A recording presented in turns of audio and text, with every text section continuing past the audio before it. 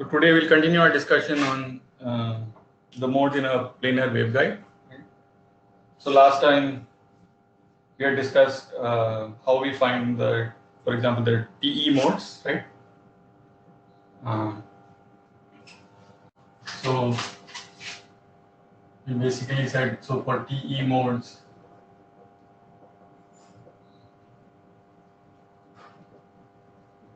in a planar step index,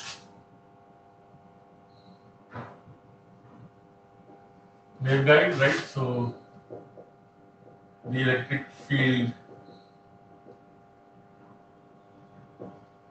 we wrote it like that.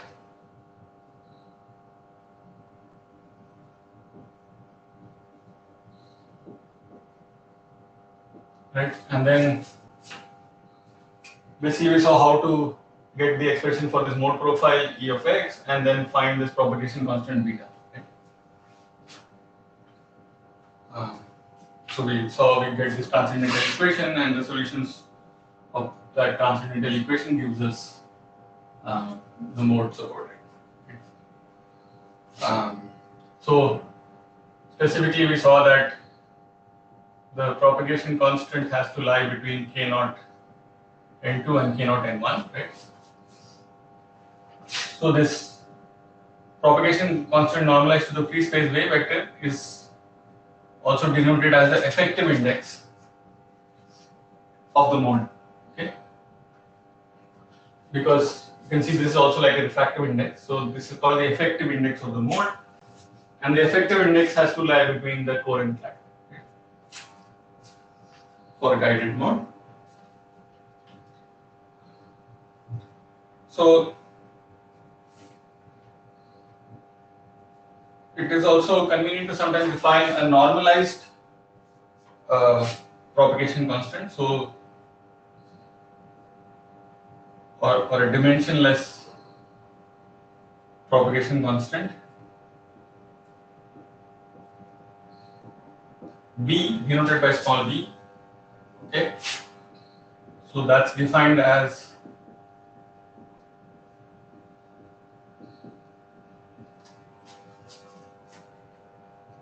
n effective square minus cladding index square divided by this difference in the square of the core and cladding indexes.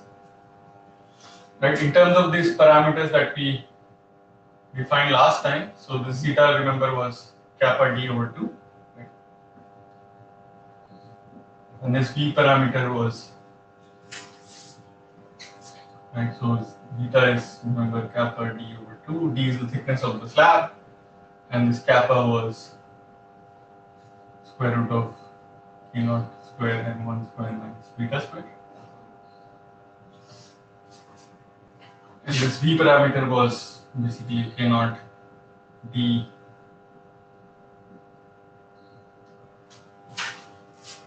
Okay, so the v parameter basically depends on the waveguide parameters, the thickness and the refractive indices, and also on the wavelength of operation. So basically, these b and v are sort of normalized parameters, right? So you could have different waveguides with different dimensions, refractive indices, etc., which will give you different propagation constants. But when you normalize it like this, sort of it takes out the sort of the specific properties of the waveguides, right? So for example, so now for every v, you have a corresponding v for every mode, right? And so for example, if I change wavelength, right, so my v will change and correspondingly v will change because the solution of that transcendental equation will change, right? So you could plot, for example, v as a function of v, right? And what you will get is a universal curve which would not depend on the specific dimensions or refractive indices of the waveguide, right? Because for these normalized parameters, basically for any planar waveguide, you will get the same VV curve,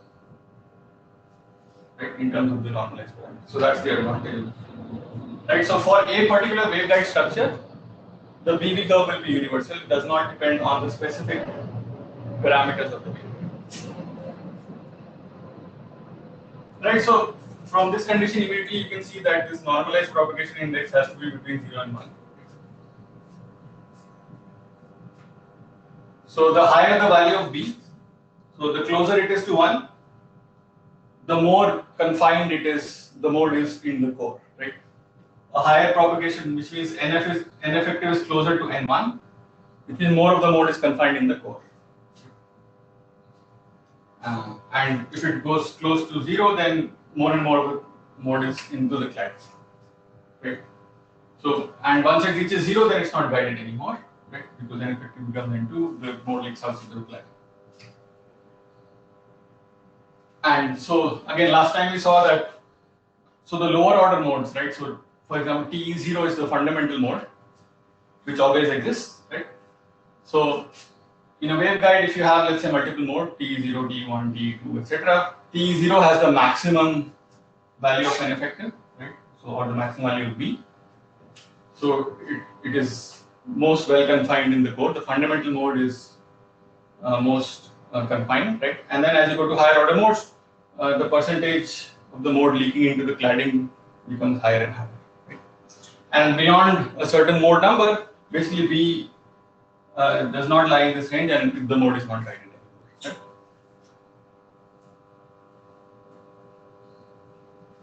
So just to give you some idea, right, let's look at some typical numbers. So let's say the core index is 1.503, the cladding index is 1.5. Right, so the index difference is very small, like for example, you have an optical fibers. Let's say the thickness is 4 micron. So now if we operate at a wavelength of 1 micron, right, and then you calculate this B number, comes out to be about 2.385. Okay. So this number you can see lies, so it's less than pi, right?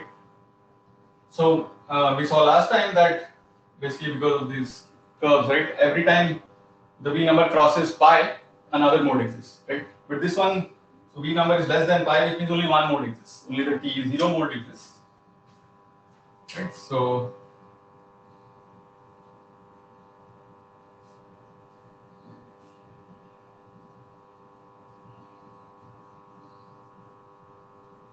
and if you calculate solving the transcendental equation, the B that you get comes out to be 0.53.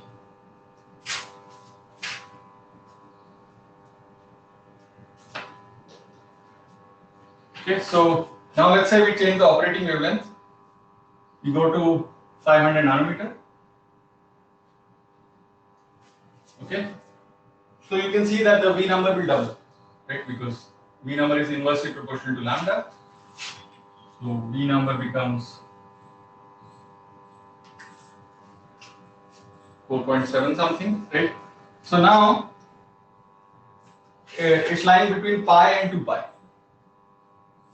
right? So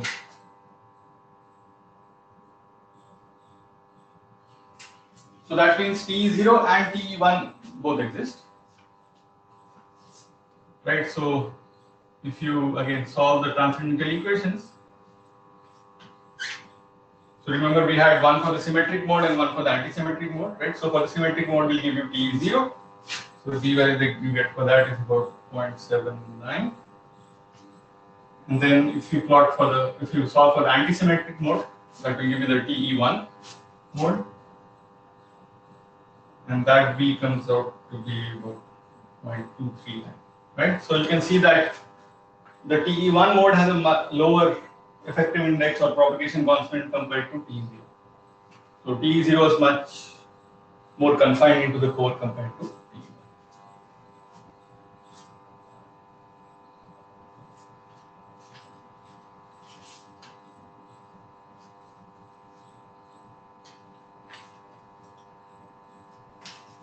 Okay, so as I said, basically if you plot like B as a function of V, you'll get some universal curves for each mode. So for like TE0, you'll get one mode.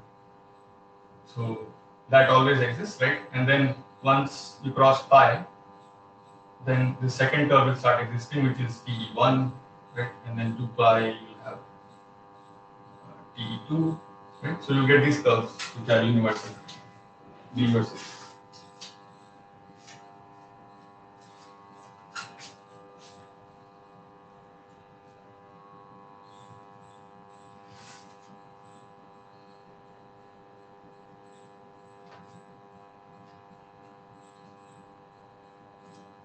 Right. So let's try to sort of understand these modes a little bit more, right?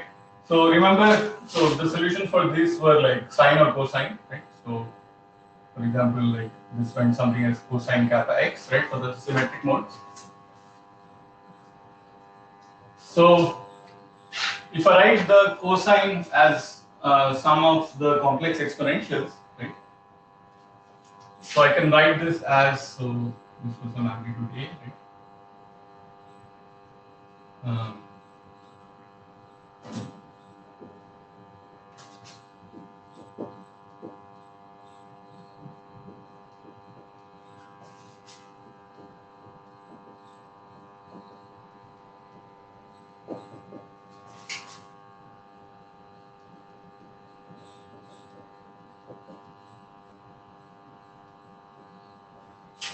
Right, so I write cosine kappa x as e to the I kappa x plus e to the minus I kappa x by 2. So then if I multiply by this, then I get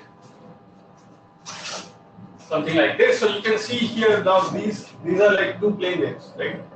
You have constant amplitude and then something like e to the I omega t minus k dot r, right? So now your effective k vector has an x component and z component. So this one, for example, right? So you have z component beta, and then you have x component minus kappa. Right? So if the convention is like this is x and this is z, right? Then minus k means like it's in the minus x direction, right? So the effective wave vector here points in this direction, right? So let's call this k minus, and then this one points in this direction, right? So it's like the mode is a superposition of two plane waves, right, moving at angles to the propagation direction z, right? So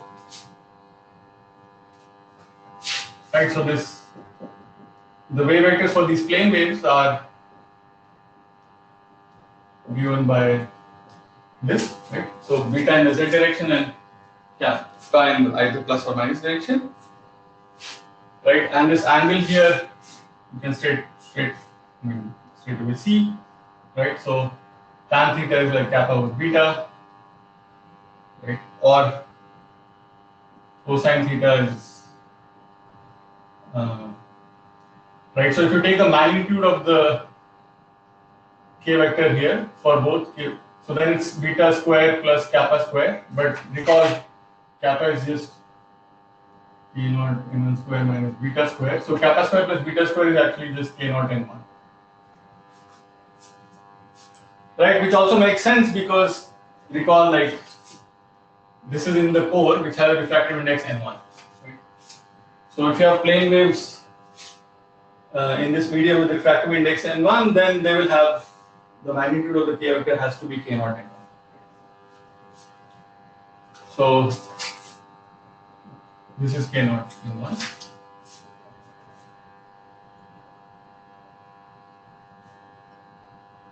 Right, so it's like you have two plane waves moving in the medium at this angle, right? So, and this angle depends on the propagation constant for that particular mode.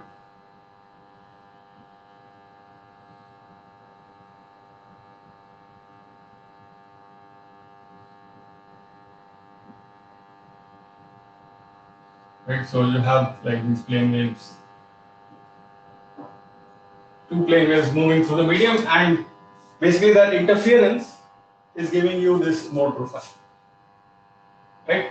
So depending on the angles at which these two plane waves are moving, the interference pattern will be different, right? So that's why, so for example, for the T0 mode, we just have like a profile like this, right?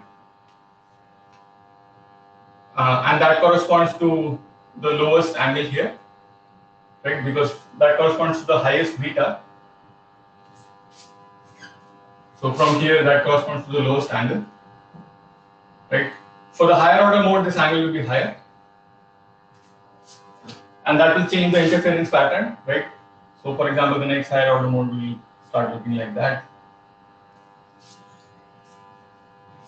Right, so in this picture, you can sort of interpret different modes as just the superposition of plane waves moving at different angles, right?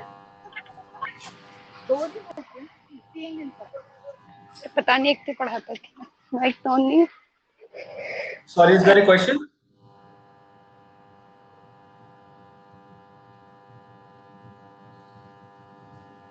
Yeah, I mean, keep your mics muted. If there is a question, then you can speak up.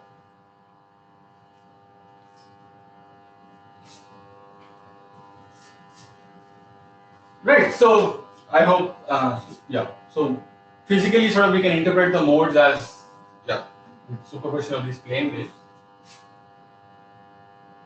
Again, right, so if you take, for example, a planar slab with these parameters, right, and again take, let's say, 1 micron wavelength, right, from this we can, from the solution of beta, we can calculate what the angle is. So for this, the angle comes out to be about 2.5. Screen. Sorry? So I'm getting black screen. The screen is not visible. That? Yes, the screen is not visible. Now, sir, now it is visible. Yeah. Yeah. So the angle you can see, so this corresponds to angle of 2.5 degrees. So it's a very small angle, right? Almost parallel to the axis, right? And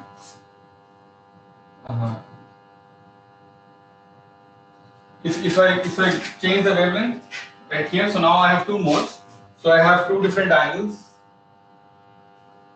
So the angles here correspond to, so this corresponds to 1.6 degree and this one corresponds to 3.2 degree. Okay. So you can see that the angles we are talking about are very small here. Like this is an exaggerated picture. Right? They're almost parallel to the property science. So one question should arise in your mind is like in this picture, right? If you consider modes as just superposition of plane waves, then I can just continuously change the angle, right? So, right, I could just change, so take two plane waves at a particular angle θ1, and then I could just change it to θ1 plus delta theta. I should get a new mode, right? And I should be able to change that continuously. So I should have like infinite modes, right? Because I can change the angle continuously, and if each angle corresponds to a mode, then I should have just a continuous spectrum of modes. But we saw last time that we only get discrete set of modes, right? So depending on the V number, we only have, so here for example, we have only one mode and here we have only two modes, right? So for example, you could think here, why not a mode exists for all the angles in between, or any other angle?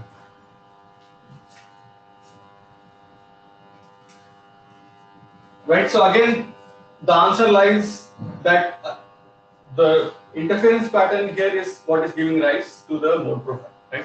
And what is the mode profile? That is something that propagates along the z direction without any change, right?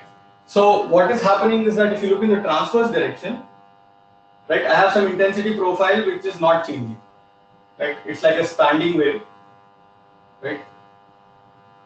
And it's in the transverse direction, it's like a standing wave, and the mode profile is not changing at all, right? So For example, if you recall, if you've studied optical cavities or resonators like Fabry-Perot resonator in some optic course, right?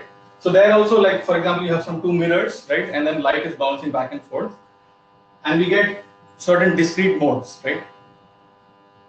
And those modes correspond to when the round trip phase is a multiple of 2 pi, right? Because only then the fields consecutively add up and sort of a standing wave is formed inside the cavity, right? For other phases, basically over many round trips, the fields sort of cancel each other out, and basically the field doesn't build up, right? So here also, basically only those angles for which, if I calculate the phase acquired in one round trip in the transverse direction, if that's a multiple of 2 pi, then basically the fields will add up and this mode profile will remain constant, right? If the phase doesn't add up to some multiple of 2 pi, then basically over many round trips the fields cancel out, right? And the mode profile doesn't exist anymore. Okay, so again the mode condition we can find out like which angles will give rise to modes by just this sort of round trip phase condition, just like in a cavity. So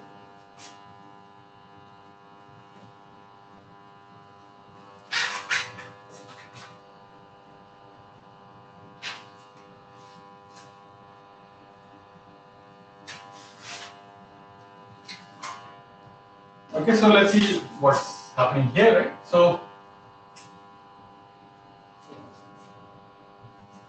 let's consider like one of these waves, right? So this one is like, so let's start from here. This one is going like that, reflecting off, right? And when it reaches back to the same transverse coordinate, right? So this is some x naught here. We start from there and then come back to that x naught. Right? That's like one round trip. So this thickness is b. Right? So what's the total phase that this acquires? Right? So it's also traveling in the z direction, and for that it will acquire a phase which is beta times whatever this distance is in this z direction. Right? So that that is some phase that is acquiring. So that we are not concerned about. What we want is that this in the transverse direction, so it goes up here, comes back, and then start to the starting point. So one round trip. What is the phase acquired in the transverse direction, right? So again, the total wave vector here is k0 n1.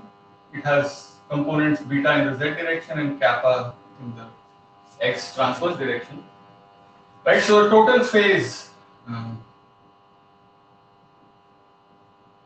acquired in transverse or x direction, right? So one is just the propagation phase, right? So this kappa x, e to the I kappa x, right? So that you have, so what is the total distance traveled here? D plus D, 2D. Right? So x, the total distance traveled in one round trip is 2D. So the phase acquired is 2 kappa times D. Is that the total phase acquired, or is there some other phase also acquired? Right, so remember, so here it's N1 and N2 here. So of course, total internal reflection is taking place here, right? And recall our discussion on total internal reflection that there is a phase shift on reflection, right? So there is a phase shift here on reflection. So here, for example, if you are considering TE mode, so that's E vector is pointing out of the plane. So that's the S polarization that we had considered, right? So this is the phase on reflection for S polarization, right? And similarly here. So So there are two total internal reflections taking place in one round trip, and each total internal reflection adds a phase shift. Right? So recall this phase shift looks something like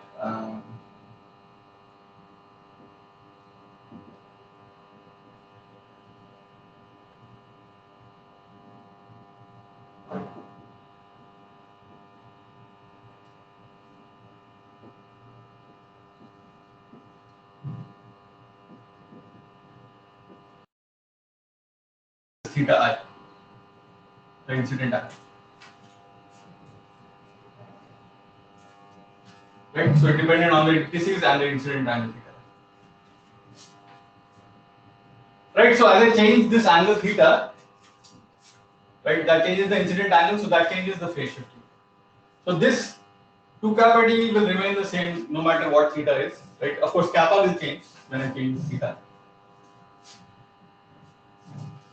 So I need to add these two phase shifts, and there's a minus sign here because the sort of the sign convention that we take for the phase shift, right? So the phase here is adding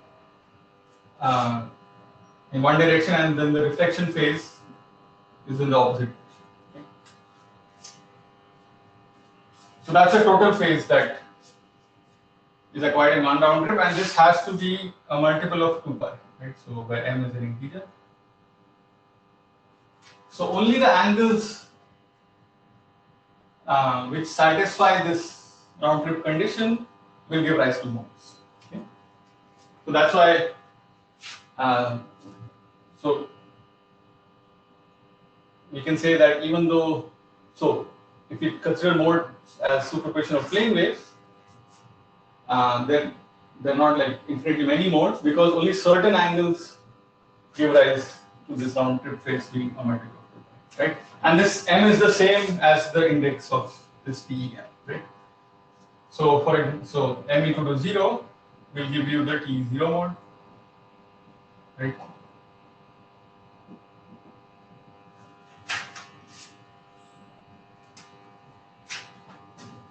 And actually what you can do is actually plug in the values for so kappa and just plug in the values for this phase shift, right, and sort of rearrange some terms. You'll see that this equation is basically the same as the transcendental equation we got. Okay, so for even m, you can basically do some manipulations and get back this equation that we had for the. So this is for m even, right? And similarly for m odd, you can get back the so this cotangent. Same thing.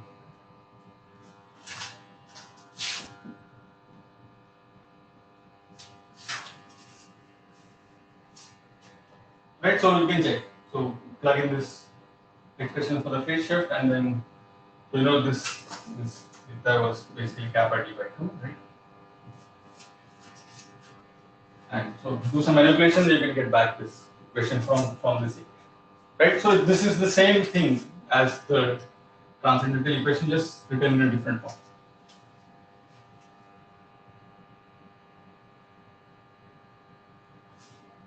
Yeah.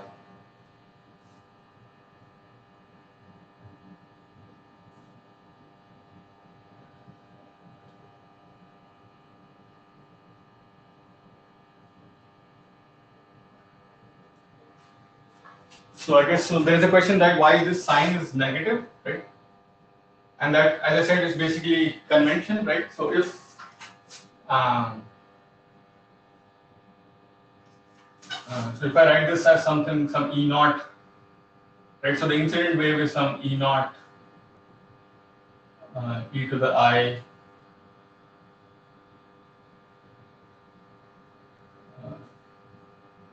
right? So minus kappa x plus beta z, right?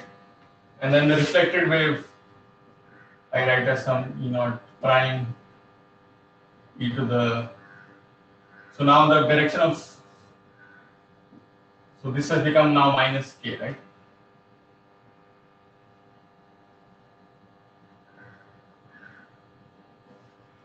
right? So if I write the waves like this, and then I want to see what is E naught prime by E naught is basically e to the minus I phi reflection. Okay, so that's why I'm done. So if I write the waves in this convention, then basically the phase shift that I have to write as an incident amplitude times the phase shift, that has a minus sign. Okay, then this again is coming from the Fresnel reflection coefficient when we calculate, take the boundary conditions, etc. So the sign depends on that.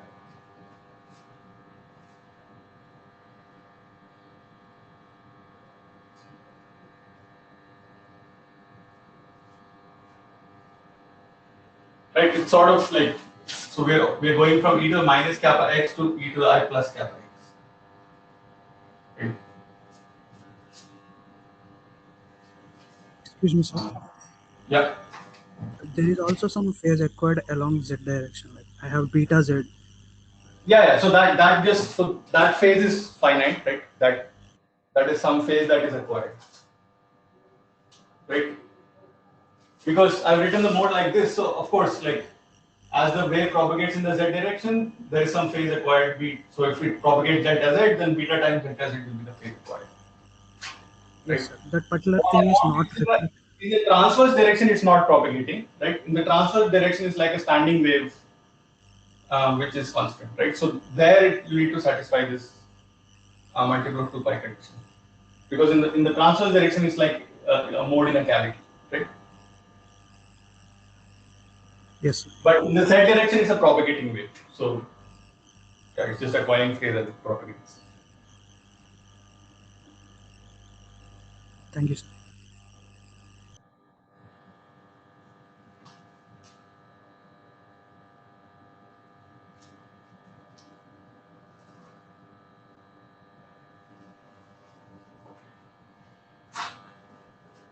Okay, so yeah, I hope that's clear.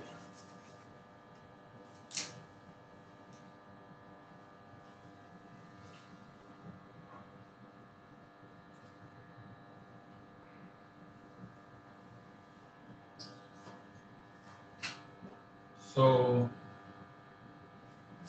okay, so we looked at TE modes till now, right? As we discussed in the beginning, there are also TM modes, right? Where basically the magnetic field is transferred. So let's just look at TM modes. I mean, most of the properties that we discussed for modes, for TM modes also they hold. Right? So for example, there will be this propagation constant which will lie between, so this normalized propagation constant will lie between 0 and 1, and then we'll have TM 0, 1, etc. modes, and the 0th mode will be the fundamental mode, and higher order modes will have lower B, etc. But the exact values will be slightly different from the TE mode. So let's see how.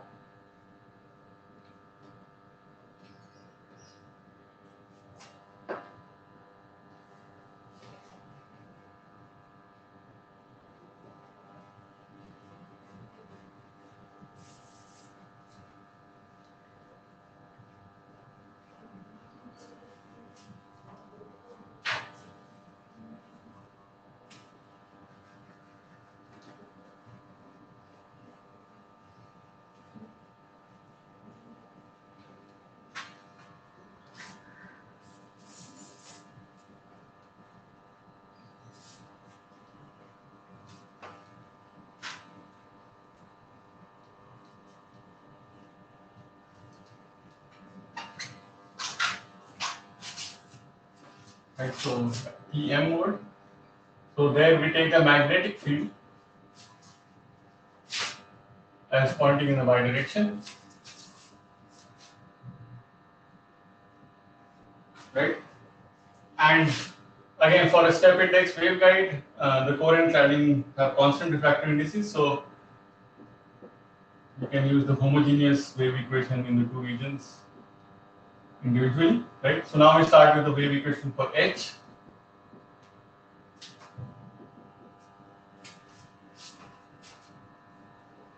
So in the beginning, we had derived the wave equation for E, right? You can similarly derive the wave equation for H, right? So there, for example, you start with del cross H and then take curl of this equation, right? Right? And you'll end up with this.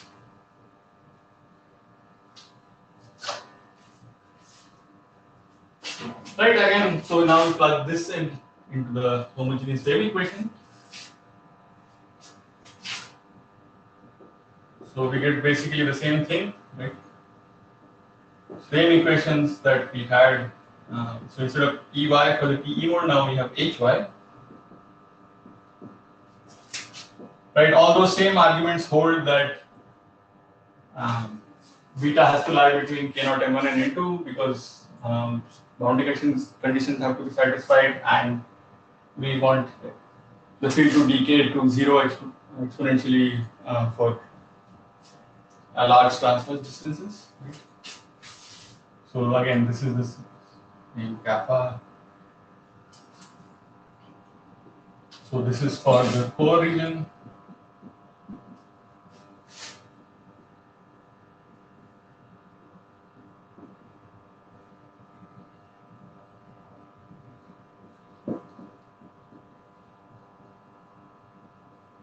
Right, for the cladding we have that.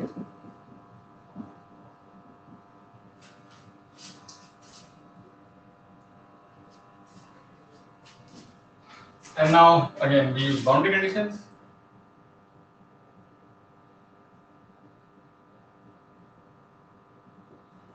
Which are that, so Hy, right? So again, so the structure is like this, right? So this is B and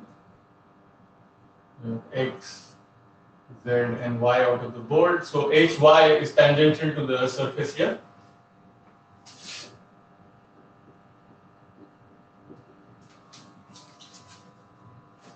So Hy has to be continuous, and Ez, right? Ez is also a tangential component for E. So that, Excuse me, sir. yeah. The question is not visible, sir. They are extreme left. What is this one? Yes, sir. That. This is, I'm just redrawing the structure. Because the structure looks like this, right? So that is equal to 0, V by 2, right? And Y, so Y is out of the board, Z is like that. So Hy is tangential to the surface, right? To the boundary here. So Hy is continuous at d by 2 and minus d by 2, and also Ez. Ez is also tangential component for E. That's also continuous. And then recall Ez was proportional to basically dHy by dx, right, from the curl equation. So basically Hy and dHy by dx have to be continuous. So basically the solutions that we get, right, so basically we are following the exact same procedure as for TE modes, but just instead of Ey we have Hy. So again, because of the symmetry, we can consider symmetric like odd and even modes, right? So you can consider, so for example, symmetric TM modes, which are even, right? So the solution there will be Hy of x is cosine kappa x from this equation here in the core.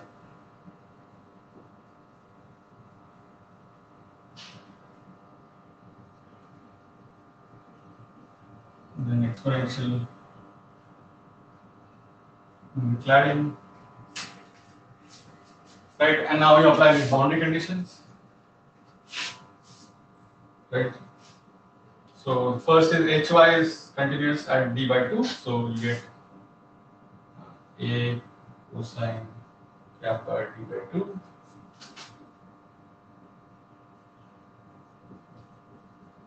Right, so that's my first equation. And so actually, yeah, I missed out. So there's a factor of 1 over epsilon or 1 over n square t. So again, go back when we started the discussion for modes, we categorize the modes as TE or TM, right? And for TM, basically HY, EX, and EZ were the non-zero components. And from the curl equations, we wrote EX and EZ in terms of HY, right? And basically, there's a factor of epsilon there, right? And epsilon, you know, is the square of the, or epsilon is epsilon naught times epsilon r, which is the dielectric constant, and epsilon r is basically the square of the refractive index. So there's a factor of the refractive index square coming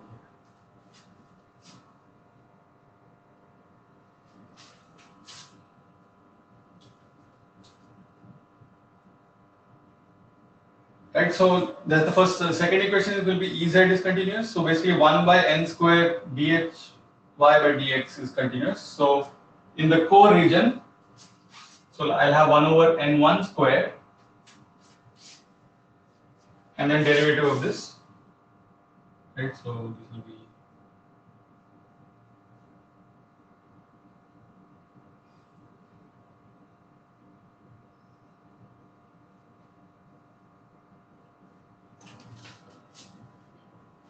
right. On the other side, I have 1 over n2 square.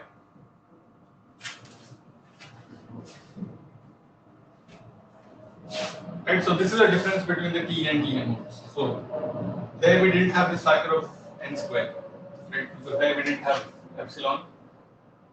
Or equivalently, there we had mu, but mu is just equal to mu naught, right? We have a non-magnetic medium, so there was no factor here.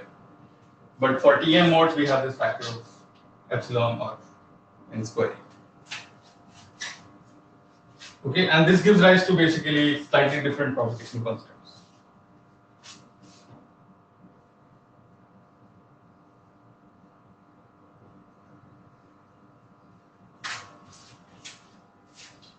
Okay, so right, so again we have two equations, right? Again we can divide them and get a transcendental equation.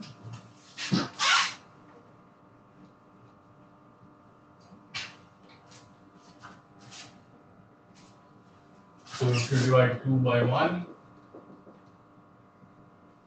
right, you get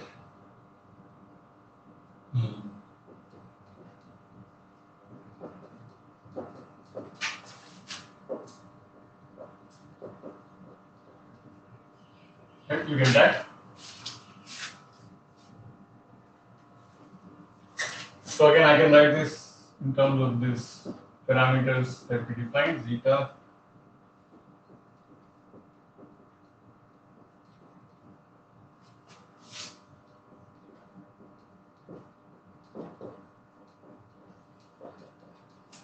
okay, so it looks almost the same as the TE transcendental equation, except now we have this factor of n1 by n2 square.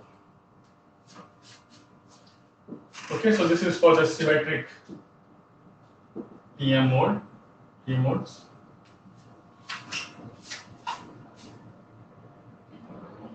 Right, again, so theta is defined in the same manner, kappa d by 2, V is the same.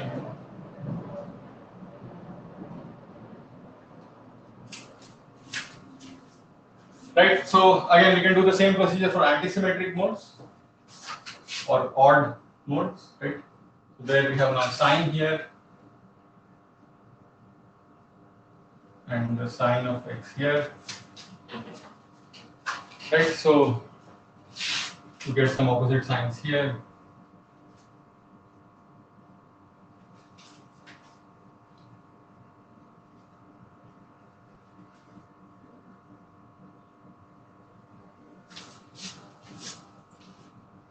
Right, so again you do the same procedure, so you get again the same kind of equation except with this factor now.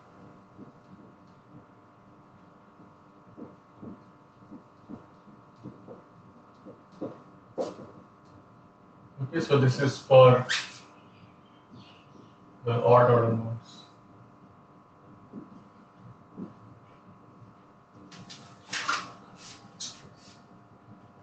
Okay, so what has changed from T to Tm modes is basically this factor of n1 by n2 square, right? And so without this factor, we saw that this was an equation of a circle, right? But now with this factor included, so this is now an equation for an ellipse, you can see.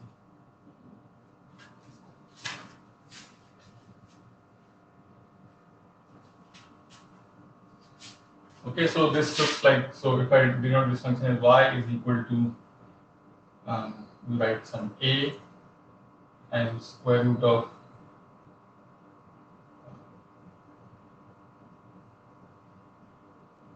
some constant, again like r square minus x square. Right, so you can rearrange and you can write it like this, right? So you can write it like x square plus y by a square equal to r square. So that's an ellipse.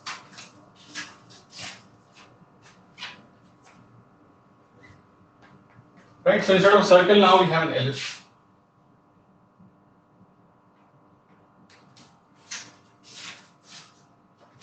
So that will slightly change the solutions of the transcendental equations, right? So we can see that graphically.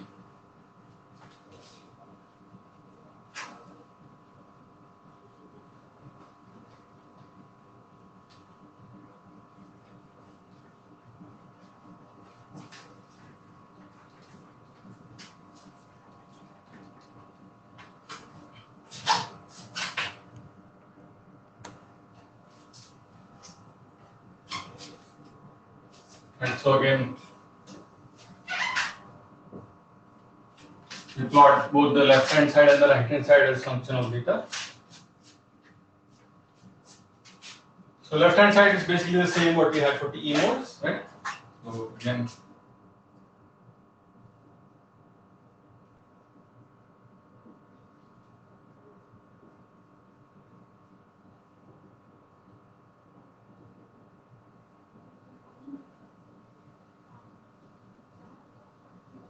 right, so these curves look like that.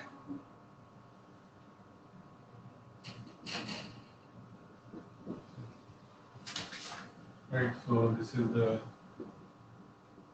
solid lines are the tan and the dotted lines are the what.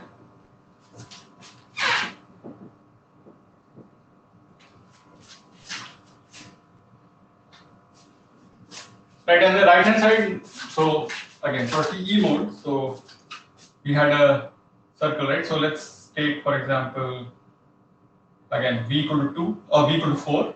So v by 2 equal to 2. So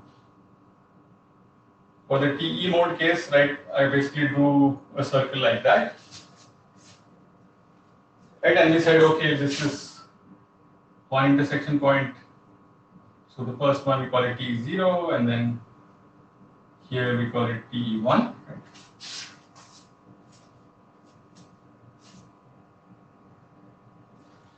So now for the TM mode, because of this factor of n1 by n2 whole square, right? So n1 is greater than n2 because n1 is the core and n2 is the cladding. Right? So this factor is greater than 1, right? So how does this curve look now? So again, the intersection with the zeta axis here. So when does this function become 0? Again at zeta equal to v by 2. So this point remains the same. Right? So again, this is v equal to 4. So the intersection with the x-axis is at v by 2 equal to zeta, right? So at zeta equal to 2. So this point remains the same. But the intersection now with the y-axis, right? So that is when zeta is equal to 0. So when zeta is equal to 0, the y-axis is n1 by n2 whole square times v by 2, right? So this factor, when this wasn't there, that was also v by 2 for the TE mode. But now it's that times something which is more than 1, right? So this point shifts upward.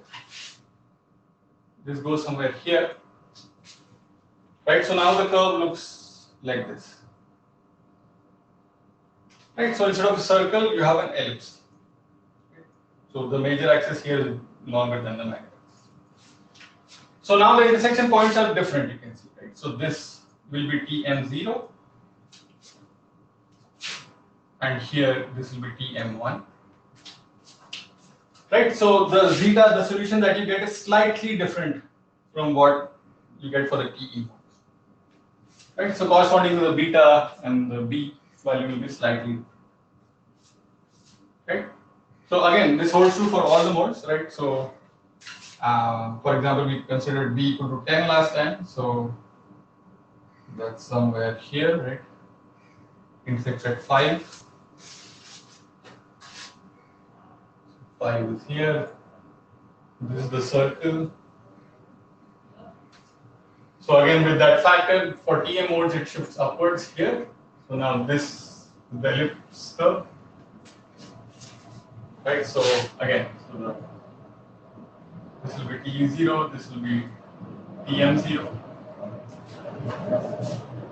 Right, so as you can see, as the V number increases, the gap between, so the x-axis, right, the solution, the difference in the solution between TE and TM.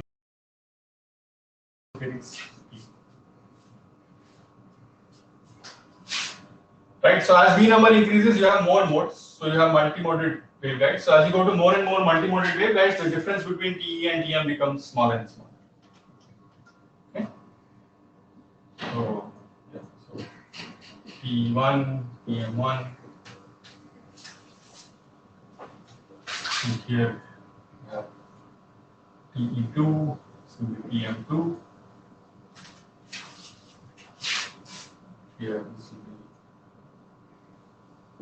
be TM3, TE3.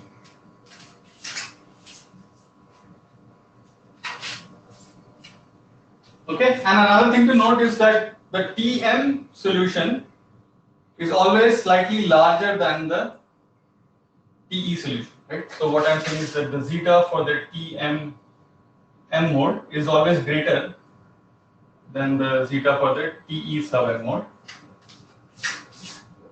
Right, and recall this zeta is basically kappa d by 2, right? So this means that the kappa is greater, and again recall kappa is basically square root of, right? So if kappa is higher, that means beta is smaller, right? So what that means is basically the propagation constant, or if I say normalized propagation constant, for the TM mode is actually always smaller than the corresponding TE mode of the same index.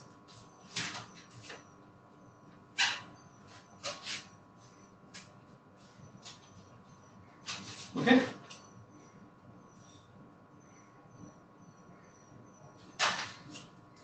So, in other words, like when you plot this BB curve that I was talking about, right? So the propagation, normalized propagation constant on the y-axis as a function of this V number, right? So how would V number change? Like either, for example, for a fixed waveguide, you change the wavelength, that changes V number, right? So that would be for different wavelengths. Or for a fixed wavelength, you change the thickness or something, right? So you get these universal curves for TE and TM modes, but the TE and TM modes are slightly different. Okay, so for example, let's say, right, so this is pi.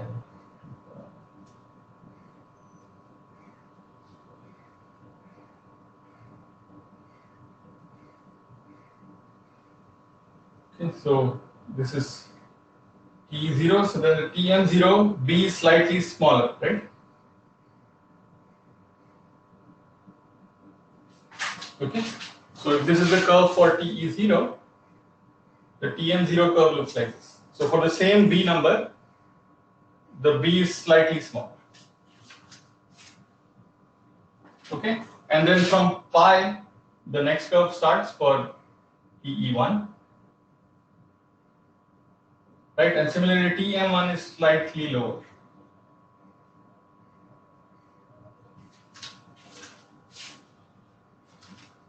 Okay, this system.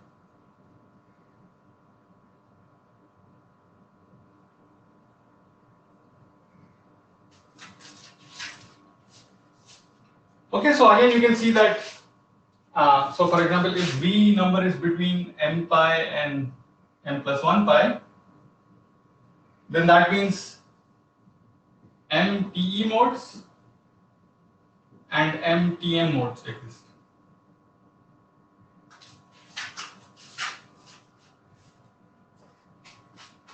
Right? So for any particular V number, like if a TE mode exists, the corresponding TM mode also exists. Right? And no matter how small you make V, the TE0 and TM0 always exist. So the fundamental modes always exist, no matter, for example, how thin you make the waveguide or how long a wavelength you go to for any particular waveguide. Right? So as I said, so for example, let's take a particular waveguide with fixed D, N1, N2, and you vary the wavelength, right? And you're changing V number. So for the particular wavelength at which the V number becomes a multiple of pi, right?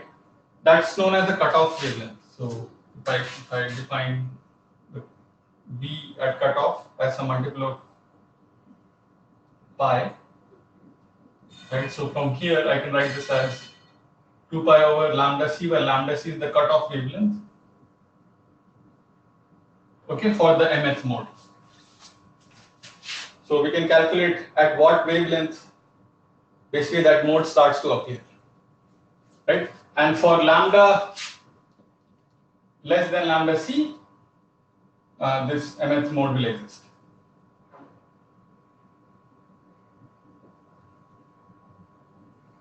Right? Because V will be greater than m pi for lambda less than lambda. If lambda exceeds this lambda c, then that mode no longer exists.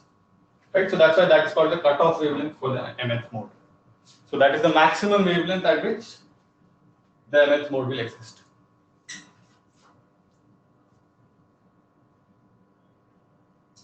Okay.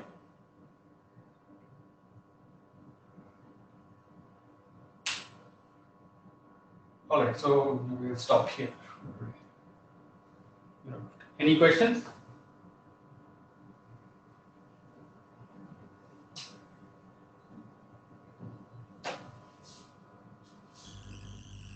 Excuse me, sir. Yeah. So the V parameter that we defined initially, there it's k naught a. A is the core radius times the numerical aperture. Here it's the thickness. Yeah. So there's this. You can say a factor of 2 difference here, right? So here D is the total thickness, right? Whereas for fibers, we'll take the radius, not the diameter. So yeah, this. Yes, and sir, there is one more thing. This is from 2-3 classes before. So you said that in order to have a single mode fiber, one thing we can do is to have a smaller core radii. Yeah. I have to. So if I do that, there can be a problem because intensities will be larger and it can damage a fiber. So if I have to have a larger core radius, but still it should be a single mode fiber. Yeah. In order so then, to, yeah. So then, what you do is this difference, right? So again, for fibers, when we'll discuss again, we'll have analogous V number again, right? Where this will be the radius, but sort of the general arguments hold, right? So you want V number. I mean, the exact values won't be this, but basically, if V number is less than a particular value, then only the fundamental mode exists, right? So again, for fibers, if you want single mode fibers, you want V number less than some particular value, right? So that means how do you make the V number small? So either you can make the core radius small, or if the core radius cannot be smaller than a particular value, then you can make this index difference very small, right? And that's what's basically done in fibers, right? So the standard single mode fiber that is used nowadays, right? So the wavelength of operation usually telecom is around 1.5 micron. Right? The core radius is usually like 4 or 5 times that. Okay. So it could be, let's say, 8 to 10 micron, right? The core radius. So it's not very small compared to the wavelength, but the index difference is extremely small. So n1 minus n2 is like 10 to the minus 3, or in that range. Okay. So that ensures that you can get this V number smaller than, right? So the corresponding number when we solve for fibers in the cylindrical geometry, we'll see this instead of pi, the corresponding number for the cylindrical geometry will be 2.4 something. So if V is less than 2.4, then you're single mode, right? So that condition usually is, so in commercial optical fibers, single mode fibers, this difference is extremely small. I mean, so initially when we were discussing intermodal dispersion, right, there also basically this index difference was like that factor delta was coming, right, which was basically the dispersion was proportional to that delta. So smaller delta also helps with dispersion, right, and also helps with being single mode, for example. We'll see that it also helps with some other things when we solve for fibers. So this index difference being very small in optical fibers has multiple reasons why it's done.